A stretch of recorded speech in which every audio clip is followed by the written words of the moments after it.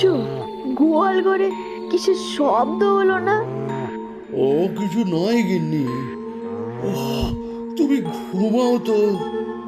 রে কিন্তু গরুগুলো ডাকছে কেন? সে কখন থেকে হাঁক ডাক করেই চলেছে। ওগো, ওঠো না। আরে তুমি মিছি মিছি ভাবছো, কিচ্ছু হয়নি।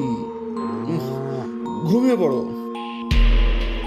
আরে না রে বাপু, আচ্ছা, গরুর দুধ চুরি করে যেই চোরটা, সে ঢুকলো না তো?